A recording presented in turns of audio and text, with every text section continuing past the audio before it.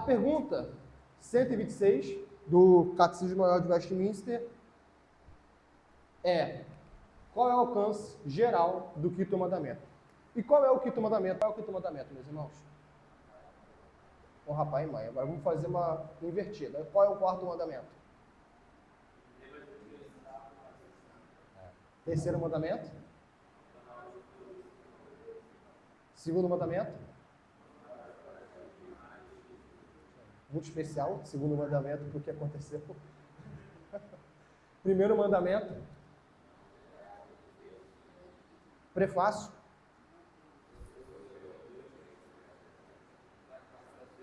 Amém. Hoje nós vamos ver: honra teu pai e tua mãe, para que se prolonguem os seus dias na terra, que o Senhor teu Deus te dá. É isso. E vamos ver o alcance dele. Isso a gente já viu basicamente no estudo, foi dado sobre pai e mãe, né? O que significa as palavras pai e mãe, e do irmão Israel.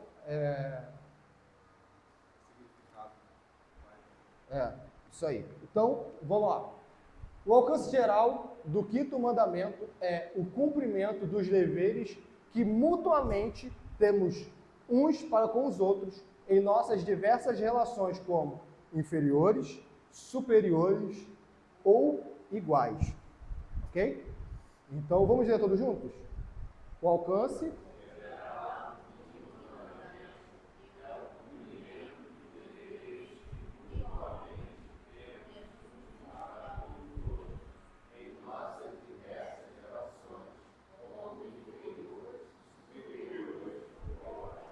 Ou seja, a nossa confissão, ela pegando essa análise da realidade bíblica, ela vê o que existem inferiores, superiores e iguais. Por exemplo, em uma relação familiar, os irmãos são iguais, os pais são superiores, os filhos são inferiores aos pais. Numa empresa, o patrão é o superior. Os empregados, se eles forem da mesma competência, mesmo setor, tudo igual, eles são iguais. E na condição de empregados, eles são inferiores ao patrão. Tudo bem? Na igreja, a mesma coisa. Né? Os presbíteros foram eleitos pela igreja, eles foram designados com dons e talentos para esse exercício. A igreja reconhece esse dom vindo da parte de Deus, elege os presbíteros, aqui eu estou falando no sentido geral mesmo, de presbítero. Uma vez que esses homens são constituídos como presbíteros, eles são superiores. Eles é que vão administrar e governar aquela igreja local. Então, eles são superiores. A membresia nesse sentido de exercício eclesiástico, e a gente vai ver isso mais para frente. A congregação pode ser inferiores e dentro da congregação tem os iguais. Tá bom? Tanto é que na igreja presbiteriana, quando há um caso de disciplina, quem julga são os presbíteros. Na igreja congregacional e batista, em que todo mundo é igual, quem julga um caso de disciplina é todo mundo. Né? Desde o maduro na fé, quanto o novo na fé.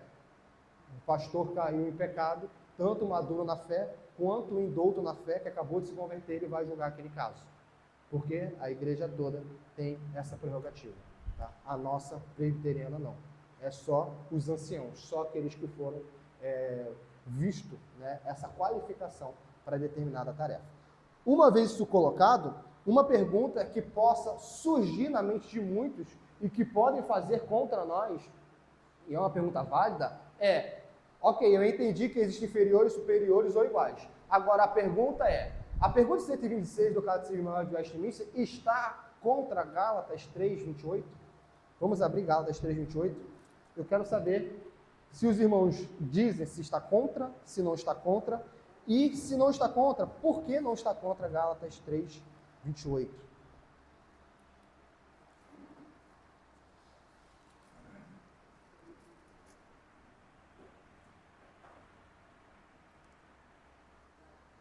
Gálatas 3:28. Gálatas 3:28 vai fazer a seguinte proposição, né? Vai dizer o seguinte: Dessarte, não pode haver judeu, nem grego, nem escravo, nem liberto, nem homem, nem mulher, porque todos vós sois um em Cristo Jesus. Como que a gente concilia a pergunta 126 do Catecismo Maior de Westminster com Paulo dizendo, desta maneira, não pode haver judeu nem grego, nem escravo nem liberto, nem homem nem mulher, porque todos vós sois um em Cristo Jesus. Algum irmão gostaria de dizer como que nós conciliamos, ou se é possível conciliar ou não? Humildemente, a minha opinião, eu acho que aí somos todos um como um povo dele. Não como separando das hierarquias que já foram propostas para a gente. Alguém quer complementar a fala do Gabriel Martins? Irretocável a fala?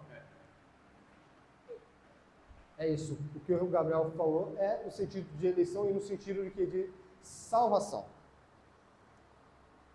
É sempre importante nós vermos pelo contexto.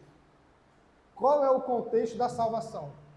O contexto máximo, macro assim, da salvação, da história em que Deus salva um povo, é que no Antigo Testamento Deus salvava especialmente de maneira mais ativa, não é ativa, né, mas de maneira numérica mais os judeus. E Deus tinha um relacionamento específico com o judeu. Querem servir ao Deus de Abraão, Isaac e Jacó? Vá para Israel. Peregrinações tinham que ser feitas. A Páscoa, a gente vai celebrar a Páscoa no almoço de Páscoa.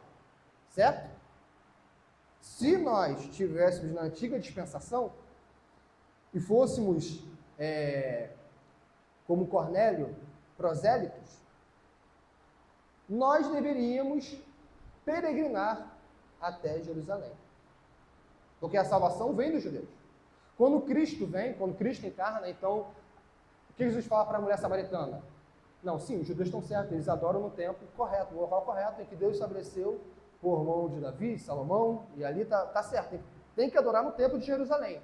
Agora vem a hora, já chegou, em que Deus procura os adoradores que o adorem em espírito e em verdade. Já não adorarei em tal lugar. Aonde nós estivermos é um local propício para adoração.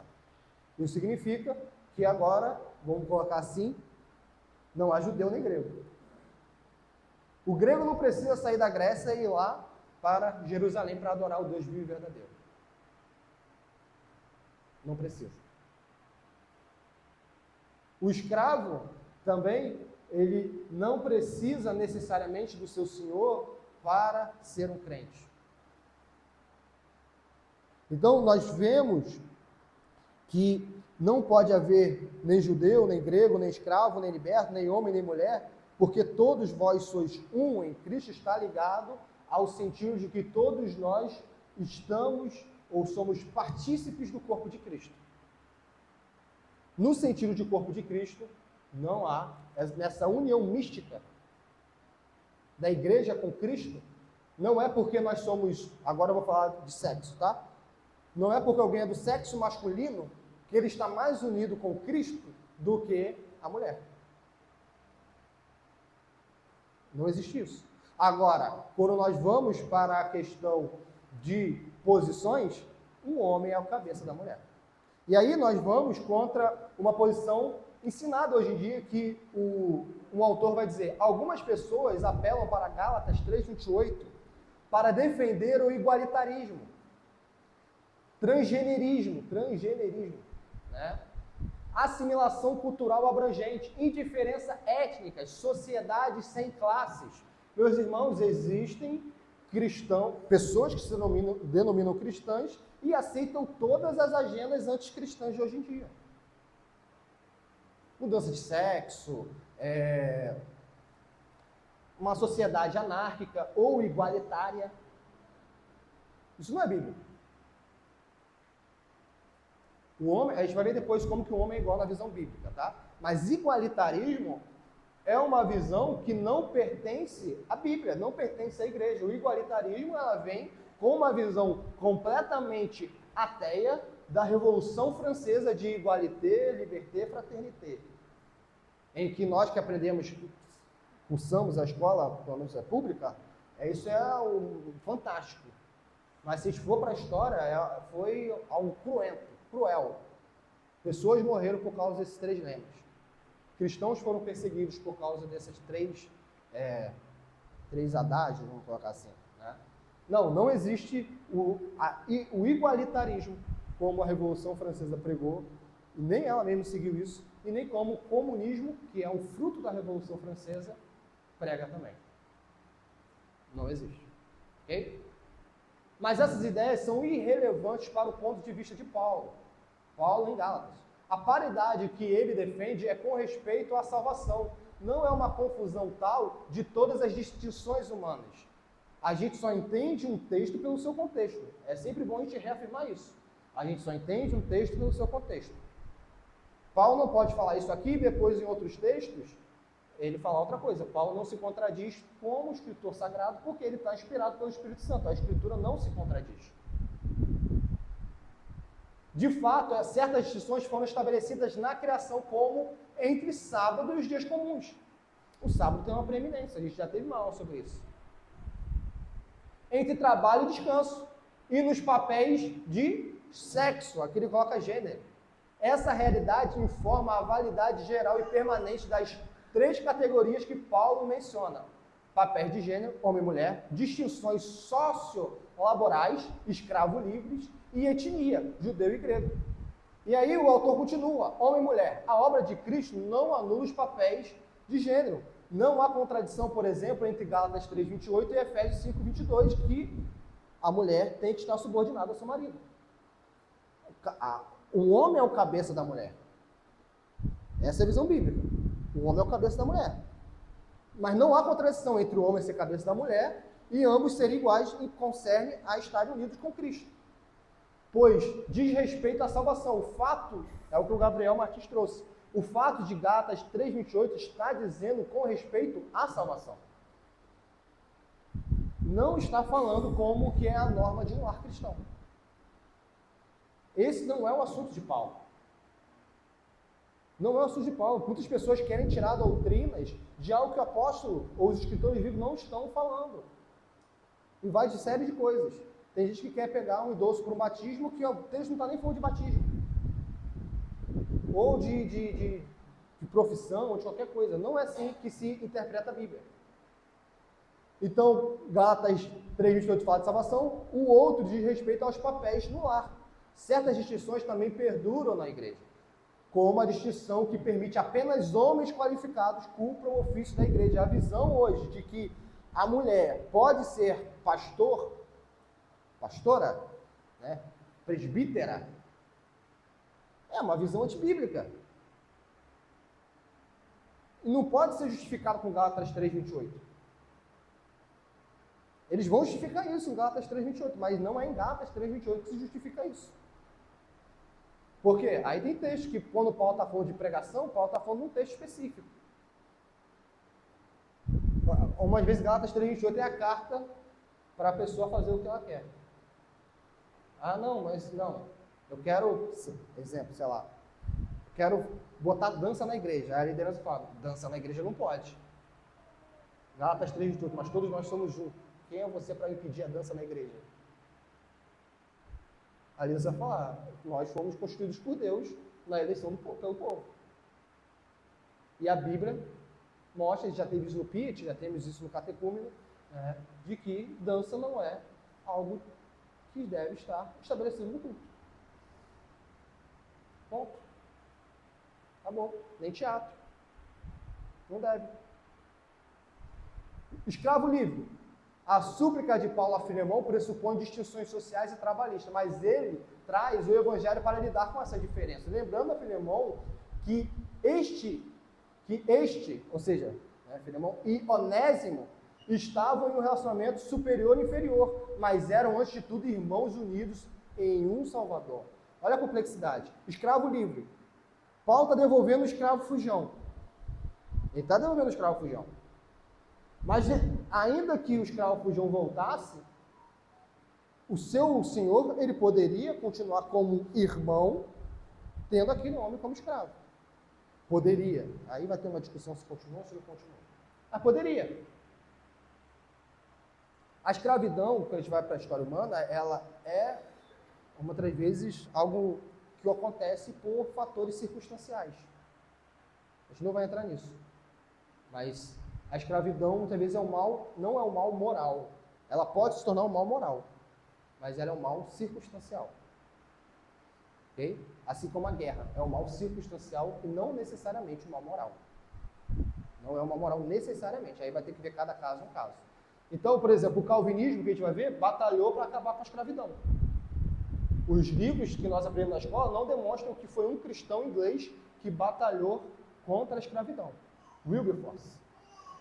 William Wilberforce. Talvez no 8º mandamento eles tragam a história dele. Quando a gente aprende na escola, foi o quê? Não, os capitalistas querendo mão de obra e querendo consumidores conseguiram, né, na Inglaterra aprovar a libertação dos escravos e queriam difundir isso para todo mundo. É isso que a gente aprende na escola. Mas na história, nós vemos um cristão vendo a dignidade humana sendo deflagrada ali por questões meramente sociais e ele luta contra a escravidão. Porque agora a sociedade humana conseguiria coexistir sem a necessidade desse mal circunstancial. E assim os cristãos tomam a frente da libertação dos escravos, mas isso não é ensinado na escola porque nossas escolas são ateias. Nossas escolas, quando ela tem a oportunidade de acabar com o cristianismo, elas vão acabar. Mas quando os cristãos adentraram, influenciaram beneficamente, isso não tem. E judeu-grego, etnia e cultura, embora não sejam instituições criacionais em si, são providencialmente ordenadas. Nenhum de nós escolheu nossa etnia ou a cultura em que nascemos, mas a redenção de Cristo não anula a sabedoria providencial de Deus. A questão étnica, por exemplo, que o globalismo quer acabar, como se haver distinção entre brasileiro e, sei lá, um europeu, fosse algo ruim, o alemão ter a sua cultura lá, bem alemã, né? E o brasileiro a sua cultura, querendo que todo mundo seja igual, até na cultura, isso não é bíblico. Não é algo ruim cada etnia ela expressar a sua forma cultural se não estiver em desconformidade com a Bíblia. Se ela estiver em conformidade com a Bíblia, não há nada errado de ter distinções culturais. Afinal de contas, quando Jesus voltar, toda língua vai louvar o Senhor. Vão haver diferenças de línguas. Vão haver culturas diferentes. Essa é a beleza do Evangelho. Na culturas diferentes há uma unidade em Cristo. O globalismo quer voltar a Babel, acabar com tudo e vamos erigir aqui uma torre e jogar Deus para longe. A visão hoje em dia é essa.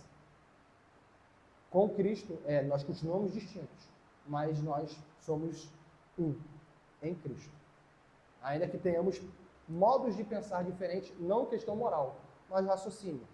O oriental pensa de maneira a raciocinar diferente de um ocidental. É uma diferença cultural. Vamos abrir? Aqui, quem for abrindo pode ir lendo, por favor. Um abre Efésios 5:21, outro abre 1 Pedro 2:17, o outro Romanos 12:10. Quem abriu já pode ir lendo, por favor.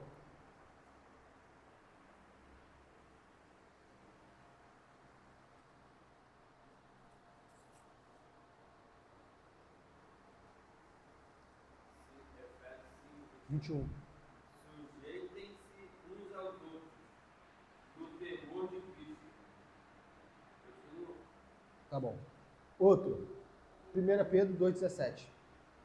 Tratai todos com honra, amai os irmãos, temei a Deus, honrai o rei. Obrigado. Outro, Romanos 12:10.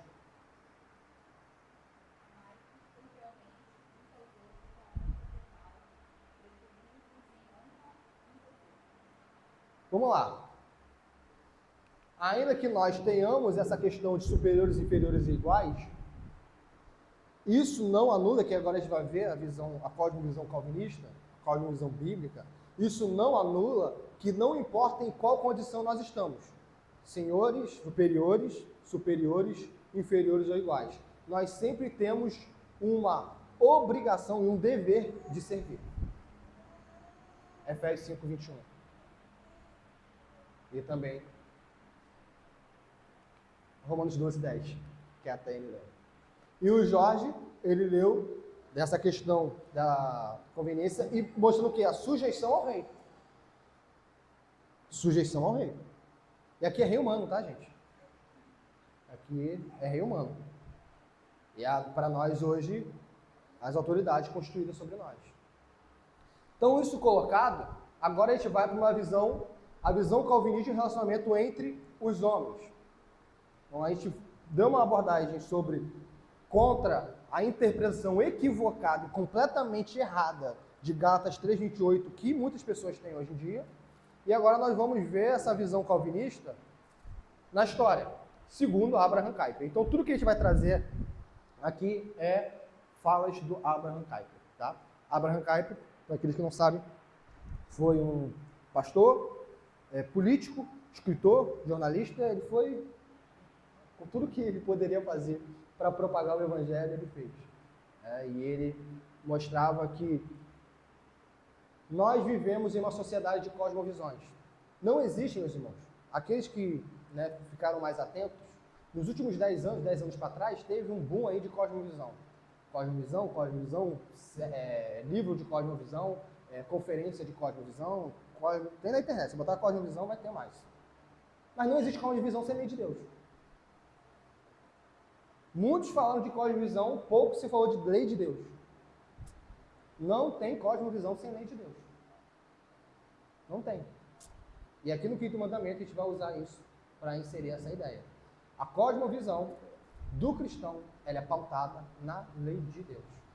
Não é porque fulano disse isso, outro disse aquilo, ou porque o pragmatismo fez isso. É porque assim diz o Senhor. E a visão calvinista de mundo, ela vai buscar isso. Ela vai buscar a forma mais pura de se interpretar o texto sagrado sem precisar se apropriar de tradições. Sem precisar se apropriar necessariamente de filosofia. Ela vai utilizar, tem filósofos cristãos, mas ela não vai se apropriar nisso como regimento da vida. Ok? Então agora a gente vai ter essa visão histórica, tá? A visão calvinista e o relacionamento entre os homens. Se alguém quiser abordar algum assunto, até mesmo sobre Gálatas 3:28, antes de a gente passar para o próximo ponto, pode falar. Alguém deseja? Gabriel.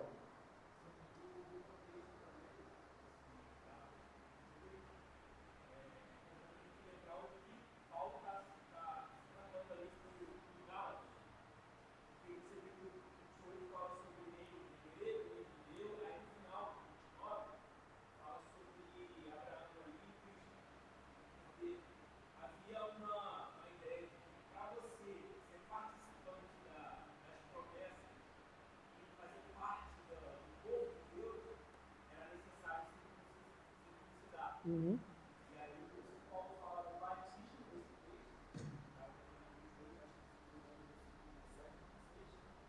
e a igreja que ele deu nem homem nem mulher. Porque na dispensação do lema poderia ser isso aí. Isso aí. O batismo agora vai deixar incluído esse sinal. Isso aí. E vê que na própria forma, né, do crente se portar a Deus, a mulher ela ficava um pouco mais à margem na antiga dispensação. Né? Ela ficava à margem. Tem um porquê teológico disso. Isso foi abordado no catecúmeno, mas se a gente abordar isso aqui pode demorar. Mas as mulheres, por exemplo, é em Cristo que as mulheres têm os mesmos privilégios na adoração cristã. Na adoração cristã. É em Cristo. Sem Cristo não tem igualdade. Nesse sentido. Ok? Então, não é o empoderamento feminino que faz a mulher ser igual. É Cristo. Muito importante a gente frisar isso. Não é Frida, não é nenhuma dessas mulheres. É Cristo. Cristo. Então, obrigado, Gabriel. Perfeito. Então, tem todo esse contexto. Ok? A visão calvinista do relacionamento entre os homens, segundo Abraham Kuyper. Isso nos conduz à segunda condição. O que o Kuyper está querendo dizer aqui? A primeira condição que ele vai trabalhar é no livro chamado Calvinismo, na verdade. Um livro que vai mostrar que calvinismo é muito mais do que 5 pontos. E ele nem vai trabalhar 5 pontos. Nem trabalha 5 pontos. Calvinismo não é sobre 5 pontos apenas. Os 5 pontos é apenas uma resposta a um grupo herético. É apenas uma resposta, gente. Não é o calvinismo. Tá? Não é o calvinismo. E a primeira parte vai falar da relação do homem com Deus, como a gente fez aqui na lei de Deus. A lei de Deus, no primeiro quarto mandamento, é a relação do homem com o seu Deus. Do quinto ao décimo, a relação do homem entre os homens. E agora ele vai falar da relação dos homens com os homens. A segunda condição, a qual, por causa da criação de um sistema de vida, cada movimento complexo tem de cumprir, a saber, uma interpretação fundamental própria no tocante à relação do homem com o homem. Ou seja, o sistema de vida, ela tem isso de uma interpretação fundamental própria no tocante da relação do homem com o homem. E a gente vai ver que todos têm uma interpretação da relação do homem com o homem. Não importa se a pessoa nunca pensou nisso. Ela vai ter uma cosmovisão. E agora, da onde é tirada essa cosmovisão? É da Bíblia? É dos achismos? É da filosofia? Ninguém nasce nessa terra como um novo Adão, uma tela em branco. Nós nascemos influenciados pelo nosso tempo. Obrigado. A cosmovisão é essa visão de mundo. A cosmovisão, a gente vai dizer, cosmovisão por exemplo, é a lente pela qual nós enxergamos a realidade. Né? Cosmo, mundo. Isso significa cosmo. Realidade, cosmo, visão. Então, é uma lente que nós temos para enxergar tudo o que nos cerca. Ninguém enxerga um mundo sem uma lente antes. Ninguém. Então, se nós chegarmos para uma criança que cresceu vendo os novos filmes da Disney, ela vai, e você falar sobre a mulher, ela vai ver uma mulher empoderada. No sentido feminista. Ainda que ela nunca tenha lido Frida Kahlo, nenhuma feminista. Por quê? Porque a lente pela qual ela enxerga a realidade nesse cenário é uma lente Disney. E a Disney, nos últimos anos, ela pautou os seus filmes com uma visão feminista. Ainda que ela não conheça o que é o feminismo. As mulheres que cresceram vamos falar dos homens. Os homens, por exemplo, que cresceram, né, nos últimos 20, 30 anos, 40, são os homens da geração Peter Pan, da eterna infância, do ser jovem para sempre. São os homens que foram moldados pelos filmes, ainda que tenham cenários engraçados, mas são pautados pelo filme Curtindo a Vida Doidado, esses filmes da década de 80, em que o homem, ele não tem responsabilidade. O homem, ele nasce para viver a vida, ele é moldado pelo Zeca Pagodinho, deixa a vida levar, a vida leva eu. Essa é a cosmovisão do brasileiro. Então todos nós temos uma cosmovisão, ainda que nós não sabemos de onde ela vem. Ninguém enxerga a realidade como ela é. E aí a gente teria que ter uma forma de... Só enxerga a realidade como ela é Deus. E Adão, antes da queda, conseguia enxergar a realidade como ela era. Depois da queda, nós não conseguimos. Então, para nós conseguirmos interpretar corretamente a realidade, nós precisamos de uma lente correta. Porque todos têm uma lente. Agora, qual é a lente correta? É a Bíblia. Essa é a lente correta. Agora, vamos lá. Para ficar só um pouquinho mais complicado. Uma vez que eu vou para o texto bíblico, significa que eu vou entender o texto bíblico imediatamente? Por exemplo, quando Paulo fala assim, porque nós temos a mente de Cristo. Aí a pessoa fala, aí vai no congresso aí de jovens, nós temos a mente de Cristo, ninguém sabe nada de Bíblia. Ele não tem a mente de Cristo. Paulo tinha a mente de Cristo, porque ele era apóstolo. Nós temos a mente de Cristo na medida em que a doutrina apostólica está inculcada na nossa mente. Então, se você for, por exemplo, arminiano vai falar para Romanos 8. Arminiano ele vai ressignificar o que é predestinação. Ele vai dizer que predestinação aqui é aqueles que Deus viu de antemão que teriam fé. O que ele está fazendo? Ele está colocando uma lente. A lente de que tudo que ele ora na Bíblia é com uma lente de justificar a vontade humana. É isso que ele está fazendo. A lente feminista é a lente de Gálatas 3:28 na interpretação errada. Ali vê o empoderamento feminino. Então todos os seres humanos têm uma lente. Qual é a lente correta? A lente correta é aquela em que Bíblia interpreta Bíblia. Essa é a lente correta. E nós a denominamos de calvinismo. Ok? Deu alguma dúvida quanto a isso? Não? Podemos seguir? Obrigado, Luiz.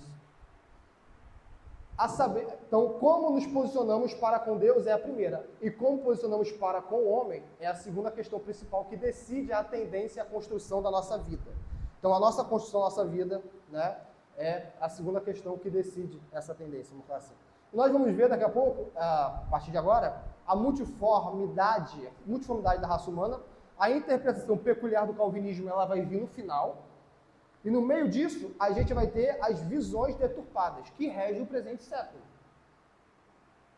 Regem o presente século. Por quê? Isso é importante porque quando nós estivermos no trabalho de evangelização, nós vamos ver pessoas com pensamentos completamente fora da realidade nossa. Por quê? Porque ela tem uma outra cosmovisão, ela tem uma outra lente. E quando nós entendemos um pouco, fica melhor. Tá? E vai nos facilitar também, para nós entendermos como que... Meus irmãos, por exemplo, só para trazer mais uma coisa com a cosmovisão. Quem cresceu na igreja na década de...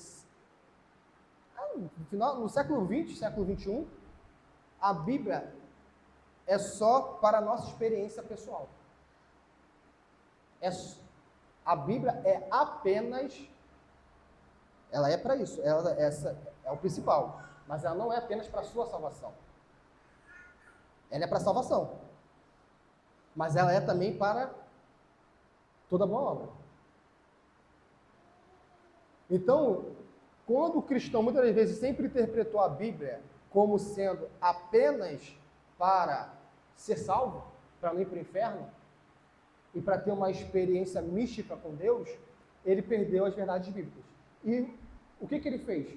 Ele colocou uma lente chamada pietismo, que é uma lente, uma visão que nasceu na igreja no final do século XIX, ali, eu acho, salvo engano, e século XX permeou. Então, por exemplo, essa visão de que a Bíblia ela não vai reger as leis dos homens é uma visão iluminista. Eu estou colocando um monte de termo aqui, mas tá? É uma visão anticristã, iluminista, e influenciou a igreja com o movimento pietista. É por isso que a gente fala assim, não, a lei de Deus não tem que reger o ímpio. Não tem que reger o ímpio. Por quê? Porque nós fomos influenciados por essa visão. Okay? Nós que nascemos na igreja, nós fomos influenciados nessa visão. Então, vamos lá. Meus irmãos, qualquer dúvida, qualquer termo assim que eu falar e não estiver claro, podem levantar a mão e pedir para que eu explique, porque muitas das vezes eu posso não me atentar a essas questões, tá bom? Por favor. E aqui, a gente está fazendo o que a gente falou lá no começo, que a gente sempre vai fazer sem buscar ver a lei de Deus na história. Não há uniformidade entre os homens, mas multiformidade sem fim, é o que diz Caio. Na própria criação foram estabelecidas diferenças entre mulher e o homem. Dons e talentos físicos e espirituais são a causa de uma pessoa diferir de outra. Um é mais talentoso, outro é menos talentoso. Um é mais alto, outro é mais baixo. Né? Gerações passadas e nossa própria vida pessoal criam distinções. Se nós nascemos em Cabo Frio, Rio de Janeiro, vamos colocar no Rio de Janeiro, no próprio Rio de Janeiro, na cidade do Rio de Janeiro. Quem nasceu na Zona Sul e quem nasceu na Rocinha tem duas realidades completamente diferentes. É duas realidades, são dois mundos diferentes. E isso é inevitável. A posição social do rico e do pobre difere completamente. Estas diferenças são, de um modo especial, enfraquecidas ou acentuadas por cada sistema de vida consistente. Essa cosmovisão. E o paganismo, o islamismo, o romanismo é a igreja católica, tá? Bem como o modernismo e assim também o calvinismo, tem tomado sua posição nessa questão de acordo com o seu princípio primordial. Outras visões cristãs, elas muitas vezes não querem nem falar sobre essas coisas. Por quê? Porque Cristo é só para salvar a sua vida. Então, isso que a gente vai tratar hoje, algumas pessoas falam, para que falar sobre isso? Mas a questão é, como Kuyper vai dizer em outro texto, né? Afinal de contas, Cristo, de fato, diz que toda a realidade é dele ou não? Jesus, ele é Senhor só sobre os crentes? Ele é rei sobre os crentes ou sobre tudo? De maneira que ele é rei até sobre anjos também. É isso que está em Hebreus, é isso que está em Colossenses. Quando ele ressuscitou, ele foi colocado sobre o rei de toda a realidade, tanto visível quanto invisível. Para muitos cristãos, Jesus é rei só dos crentes. E o que faz com esses textos bíblicos? Mas, para nós que somos calvinistas, e esse pensamento a gente está só colocando, né, no tempo. Mas, por exemplo, a patrística, se nós voltarmos na era patrística, esse pensamento de que Jesus é Senhor sobre tudo, sobre todos, estava lá. Tanto é que quando Constantino se converte ao cristianismo, ele busca governar de acordo com os princípios cristãos. De acordo com os princípios cristãos. Tem um livro de Constantino, da Monergismo, muito bom. Aqueles que quiserem saber mais, só botar assim, livro Constantino e Monergismo, vai aparecer, livraço. Tá, agora a gente vai distinguir essas visões de mundo, depois a gente vai para o calvinismo. O paganismo acentua as diferenças. Tá? O paganismo é completamente alheio a Cristo. Okay? Totalmente alheio a Cristo, é pagão. Se como o paganismo afirma Deus habita na criatura, uma superioridade divina é exibida em tudo quanto é elevado entre os homens. Desse modo, ele obteve seus semideuses, culto a heróis, e finalmente seus sacrifícios sobre o altar divino, do divino César Augusto. Por outro lado, tudo quanto é inferior é considerado como mal, e portanto dá origem ao sistema de castas na Índia e no Egito, e à escravidão por toda parte, colocando com isso o homem sob uma base de sujeição a seu próximo. Então o que o Kuyper está falando? Uma visão pagã de mundo é uma visão de casta, é uma visão em que há inerente no ser superioridade e inferioridade. Isso não é uma visão cristã. Quando a gente fala de superioridade e inferioridade iguais, são posições que nós ocupamos. Não está ligado no ser. O ser do pai não é superior ao ser do filho, na questão de dignidade humana. O ser do homem não é superior em questão de dignidade humana, superior à da mulher. Mas no paganismo, isso é verdade. Na Grécia, tanto é que a sodomia da Grécia antiga, era porque o relacionamento com as mulheres era algo necessário para a procriação, mas não tinha uma visão romântica, como nós temos hoje, como fruto do cristianismo. A visão do romance hoje é fruto do cristianismo. Muitas das vezes, tá? Claro que tinha romance, obviamente. Mas como nós entendemos, é fruto do cristianismo. Shakespeare era cristão. Ok? E a sodomia deles era porque era mais elevado esse se deitar com outro homem. E tinha uma questão de conhecimento. O mestre se deitava com seus alunos, porque os alunos entendiam que adquiririam conhecimento. É uma visão pagã. Esse é o paganismo. É por isso que a gente fala, a questão da sodomia nos dias de hoje, essa questão, né, da sodomia, não é uma revolução, não é uma evolução. É um retrocesso. Nós estamos voltando na marcha ré em última velocidade para paganismo. A nossa sociedade de hoje não é uma evolução, é um retrocesso. Então, Índia, por que na Índia há tanta miséria e há essas questões de casta até hoje? Porque eles não sofreram uma influência na sua base cristã. Até hoje. Eles são pagãos. Alguma dúvida daqui? E se falando da nova era? O quê? Nova era. Ah, tá. Nos anos 2000, 2000 e pouco, né? Foi uma cosmovisão muito influente assim, no meio, né? Sim. Até nos meios de comunicação se falava muito de nova era. Sim. Hoje você ouve pouco. Pouco. Tá morrendo. Mas ela também foi algo que permeou, né? Sim. E influenciou muitas pessoas em relação a isso, né? Em relação a essa visão deturpada do Evangelho. Né? Chegou a Uhum. a pergunta foi essa. Foi um período muito complicado também. Sim. Que você está falando aí. Sim. E influenciou muitos cristãos. Sim. Sim. Sobre essa questão do novo tempo, né? Ah, tá. Assim, a nova era, eu peguei coisa muito espaçada, né? Muito espaçada. Mas influenciou muito. Essa visão, eu posso estar errando aqui, tá?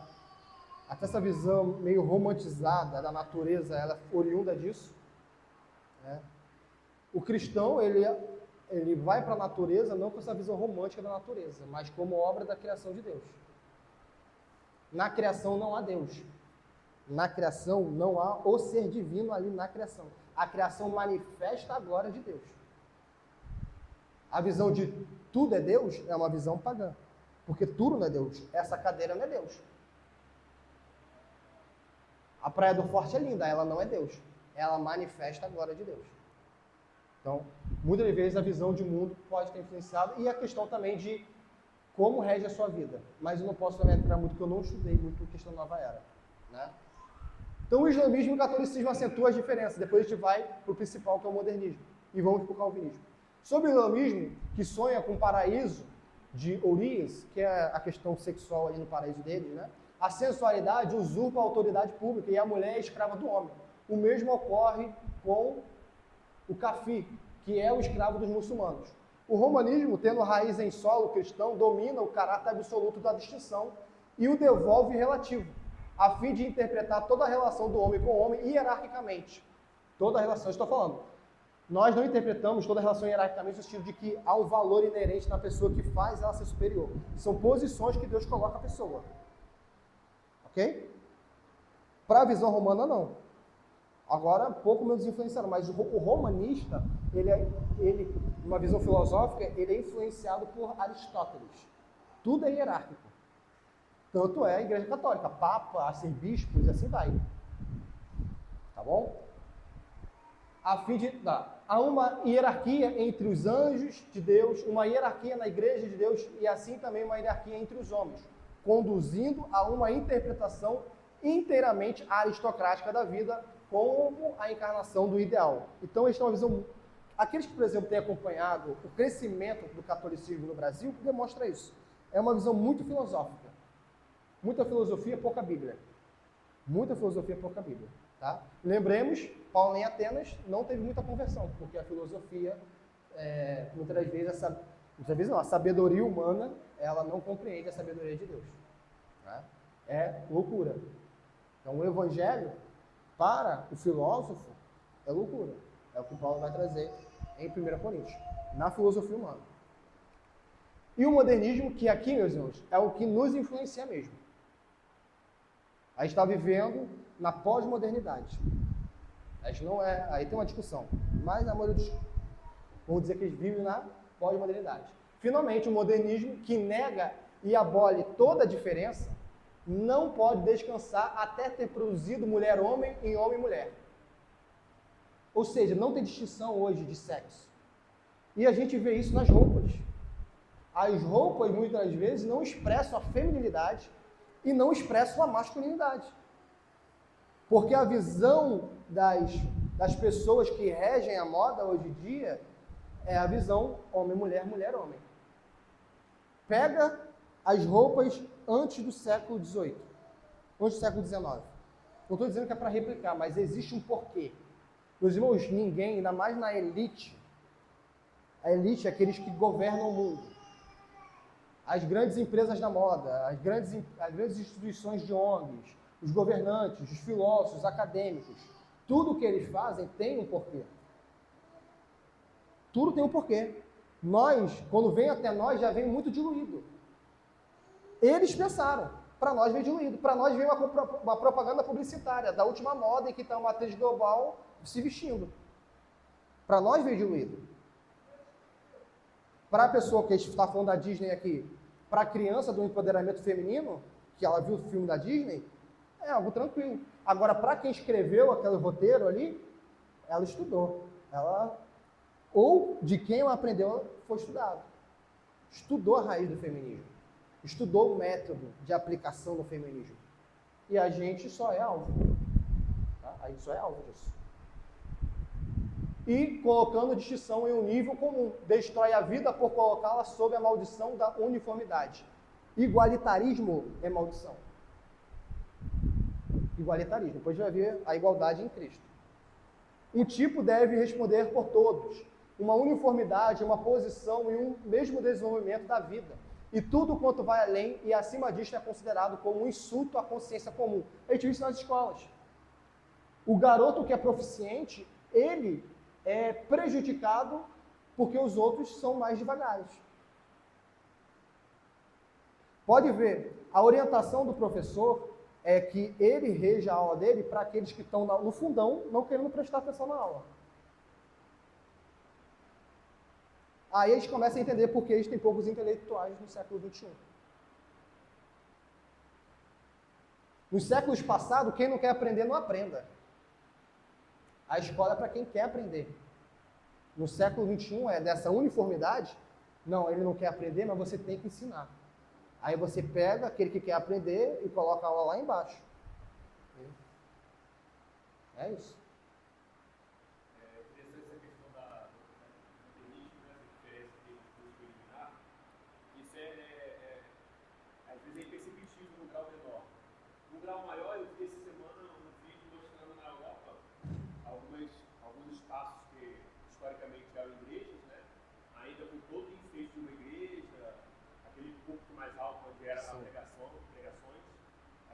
Fazendo aula de academia lá. Então, as pessoas estavam com música eletrônica, num ambiente totalmente que foi elaborado para ser um ambiente sagrado. Né? As pessoas malhando, com seminuas, né? Aquela coisa toda, eliminando justamente essa diferença. Né? As pessoas não tendo essa consciência que antigamente se tinha, mesmo não tendo a fé. Sim. As pessoas não tinham a fé, mas sabiam. Esse ambiente é um ambiente Sim. que não se deve fazer determinadas coisas. Sim, sim. Isso no grau maior, mais exagerado. No grau menor, por exemplo, como meio evangelical, não faz diferença entre como se porta fora do ambiente de culto e como se porta no culto. Foi eliminado esse ambiente. As roupas que eu uso fora do culto, eu uso dentro do culto. Por quê? O modernismo influenciou a cultura nesse sentido de não fazer mais diferença na posição, santa, profana, né? A roupa que eu visto no trabalho, a roupa que eu visto na praia, a roupa que eu visto na igreja, são roupas distintas, como se combina alguma coisa. Sim. Né? Justamente pelo modernismo eliminar isso, as coisas mais, um grau mais elevado, mais escrachado, digamos assim, é fácil a gente apontar o dedo, olha a Europa como é que está, Isso aí. né? Olha o secularismo, de boas igrejas, mas no nosso país, na nossa cultura, isso tem eliminado aos poucos, porque a gente já não tem feito distinção naquilo que nós fazemos entre santo e profano. Sim. Antigamente, na igreja católica, uma diferença errada, Sim. né? Mas aí o combate a isso é eliminar qualquer tipo de Isso aí. diferença, né? Que aí também é um erro, porque a diferença faz parte da criação de Deus. Né? A forma como o povo peregrinava no deserto era de uma forma, a forma como eles deveriam comparecer ali próximo do tabernáculo era outra. Sim. O sacerdote fora dos seus ofícios era uma coisa, ele ali dentro do sacrifício era outra. Então, Sim. há distinção, né? Perfeito. Esse perigo, né, da gente não fazer mais essa distinção por causa da influência cultural. Perfeito. As igrejas hoje, infelizmente, não fazem essa distinção, por exemplo, de roupa. A pessoa se converte. Antigamente, como que era? Porque já tinha imaginado do que era ser cristão. A pessoa se convertia e ela já sabia que o crente se vestia diferente. Ela se vestia diferente. Ainda mais dependendo da conversão e do ambiente que ela estava. Hoje em dia não. E não tem uma instrução também, porque nós não devemos esperar, agora calma, né? Não devemos esperar que o novo convertido tenha a mesma mentalidade nossa. Mas antes estava tão impregnado numa cultura da igreja que a pessoa que acabava de se converter, ela já sabia que ela tinha que se portar diferente. Hoje disso não tem mais. Então, uma pessoa que se converte no nosso meio, a gente tem que ter calma e levar ela até o conhecimento. Nós estamos em uma outra época. Mas antigamente, hoje, por exemplo, se você se converte, a roupa que ela ia na balada, ela vai na igreja. E tinha até uma prerrogativa, né? De uso e costume, né? Uso e costumes, é. Por exemplo, gente, não existe mais santo e profano. Existe santo e profano. Porque se não existe santo e profano, não existe santo. Porque santo é a distinção do profano, gente. Senão não existe santo. O que é santo se não existe profano? A própria palavra em si já explica o que ela é. Então existe até hoje santo e profano. A roupa que eu vou para um estádio de futebol, eu não vou para a igreja. A roupa que eu vou para um churrasco em família, eu não vou para a igreja. E o inverso não é verdade, né? Não vai com uma roupa muito elaborada para um churrasco que você vai ser muito evidenciado. Né? Oi? É, isso aí. Então, estou falando aqui no culto a Deus.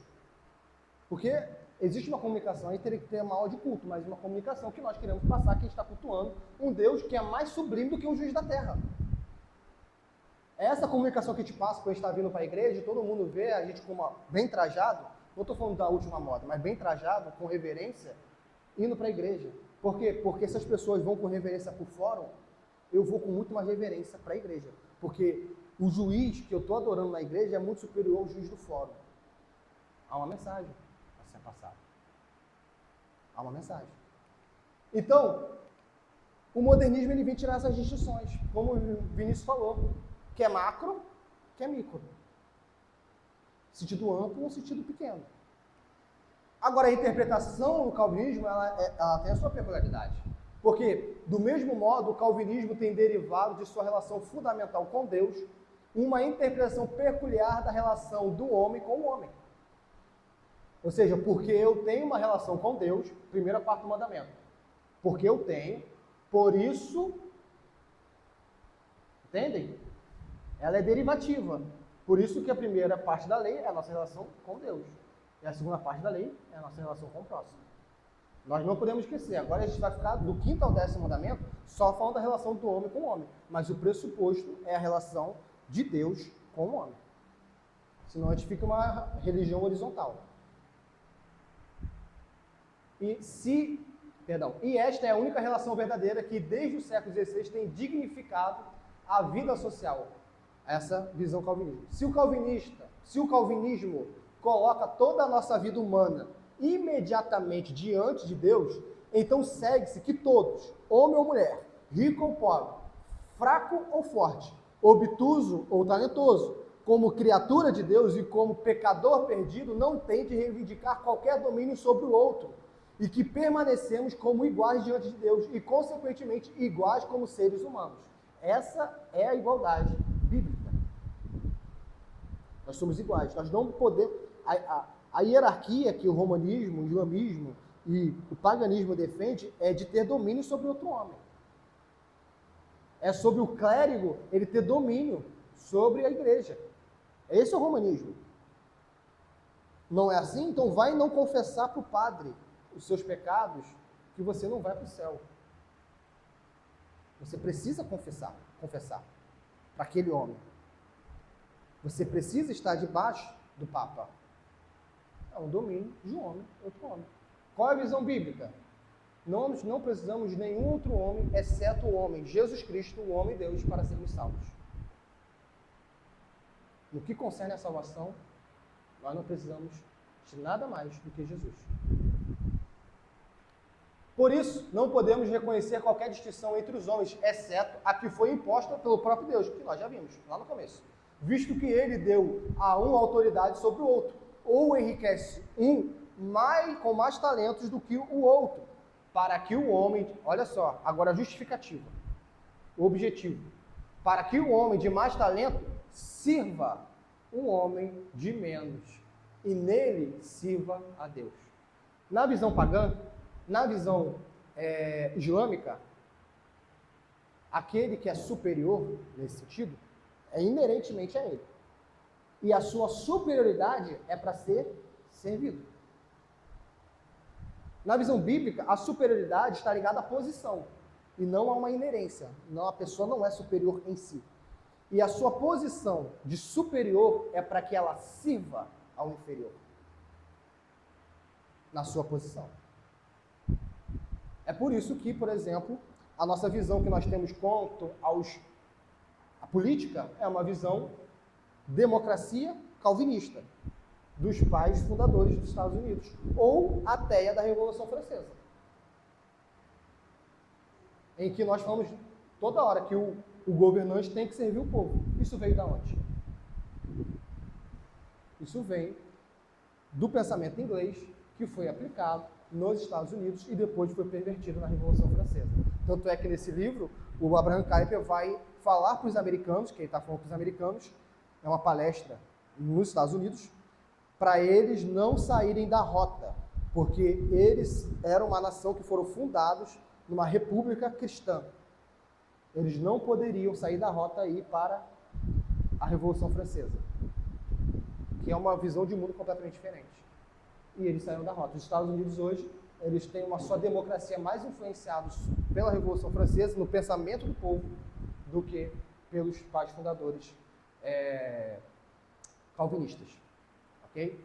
Então, é só para a gente ter uma distinção. Essa é a interpretação peculiar do calvinismo. O Vinícius até fala isso sobre a questão de república, né, Vinícius? A questão da república, o império das leis, como que é mesmo? Tem uma diferença. A democracia é do governo de todos, né, da maioria. O governo da maioria. O governo que é republicano é o governo do império das leis. As pessoas fazem o que fazem porque está na lei, né? Porque a maioria decide. Perfeito. Porque se for pela maioria, não vai ter coisa boa vindo também. Olha só, a visão calvinista, né, e a visão republicana, vamos colocar assim, é a visão do império das leis. Ou seja, não é a vontade popular em si. Pressupõe Deus. Sem Deus não tem como. A base das leis vai ser quem? Qual é a base da lei? É religiosa. Então você tem um certo e errado.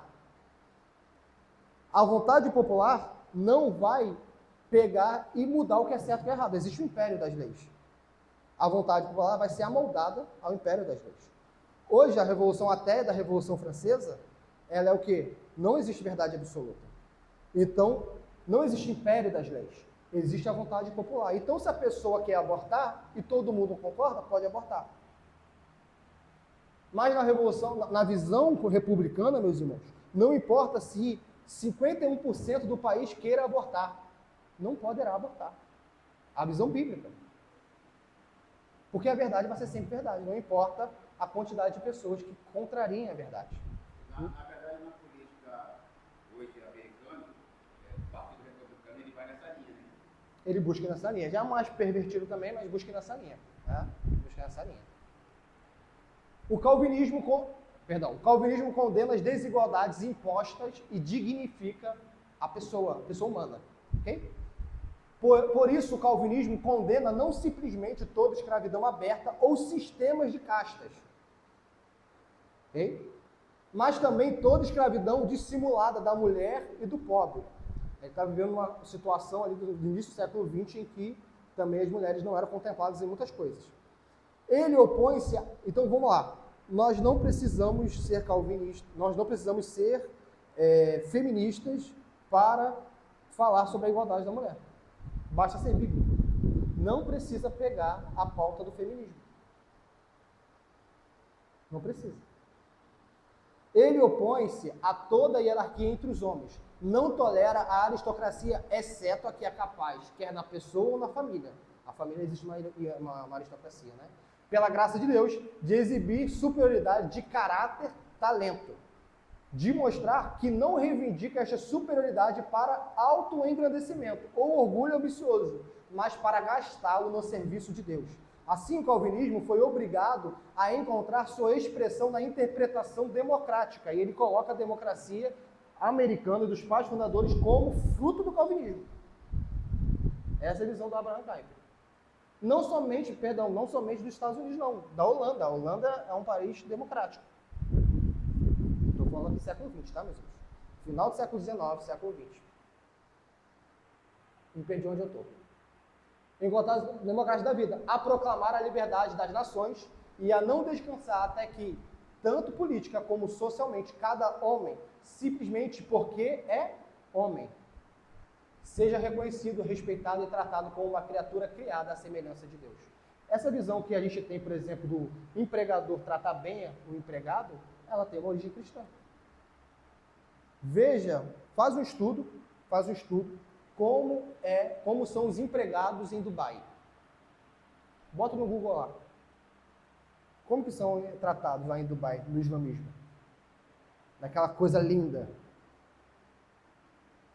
A visão que nós temos de ter, quer reclamemos ou não da CLT ou tudo mais, mas os direitos dos trabalhadores, eles nasceram em solo cristão. Por quê?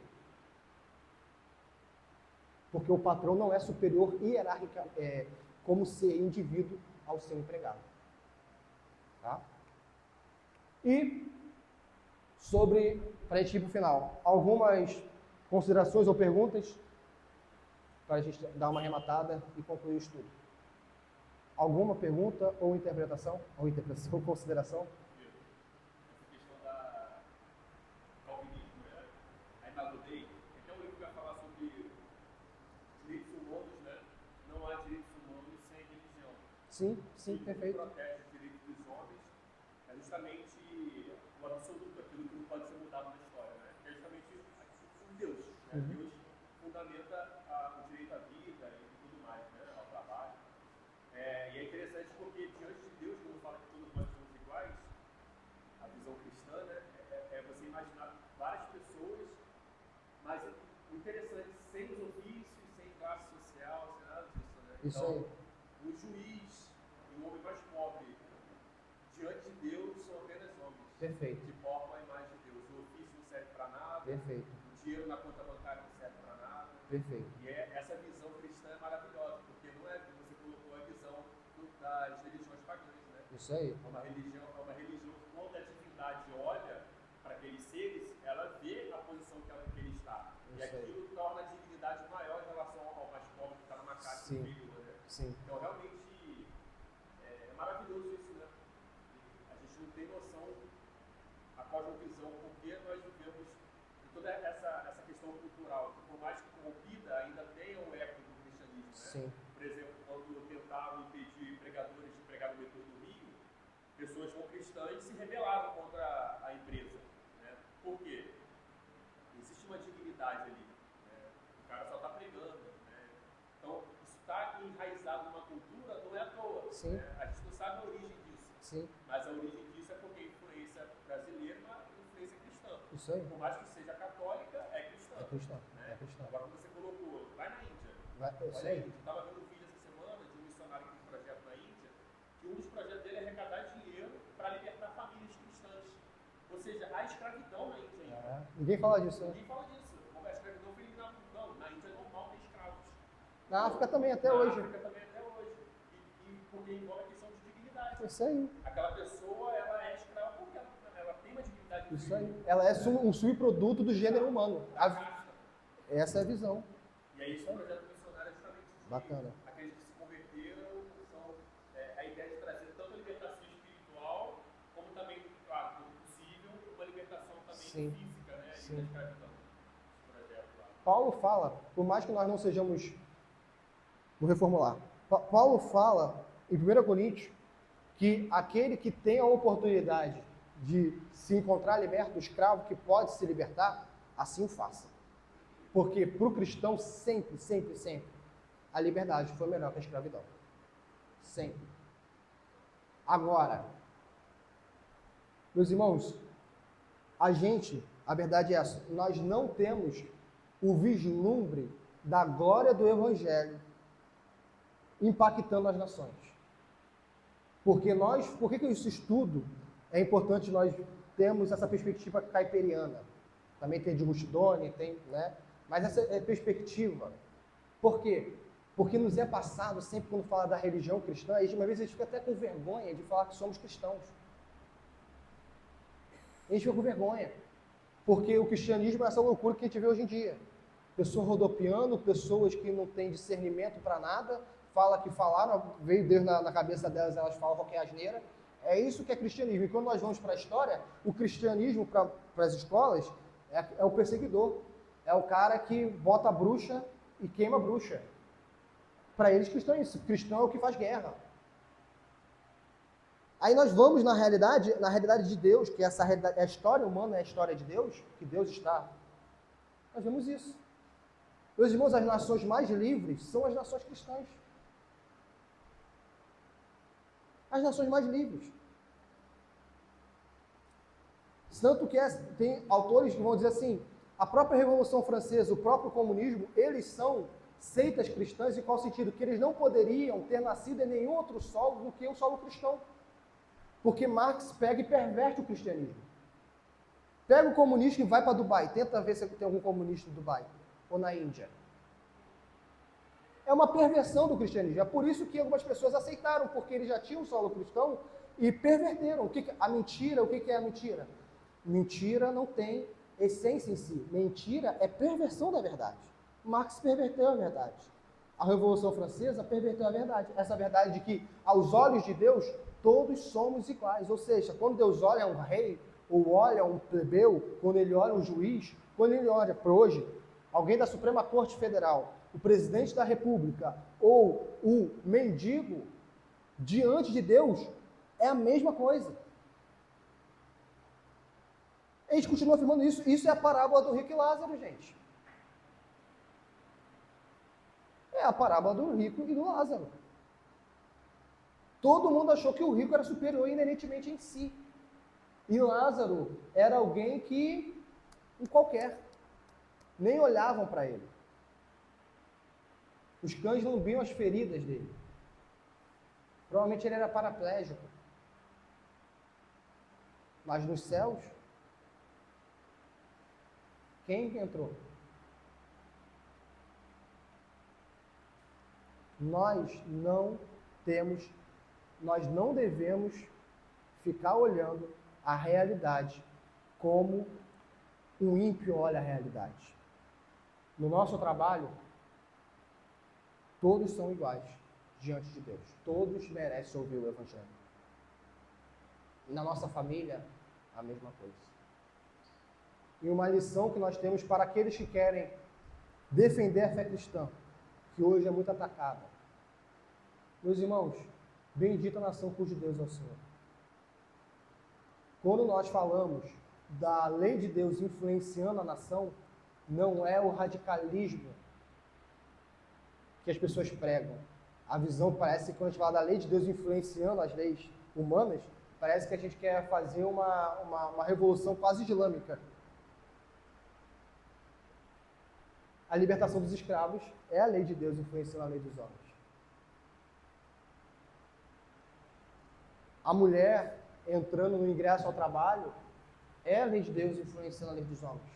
Porque até agora, até o presente dia, existem países no Oriente Médio que a mulher não pode dirigir.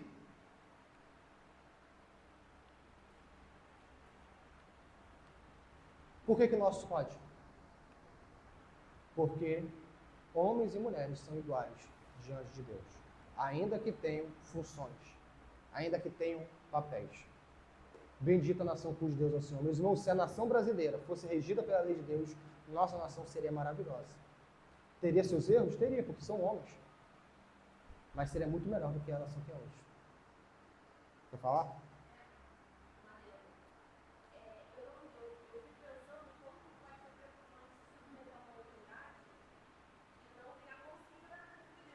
Sim.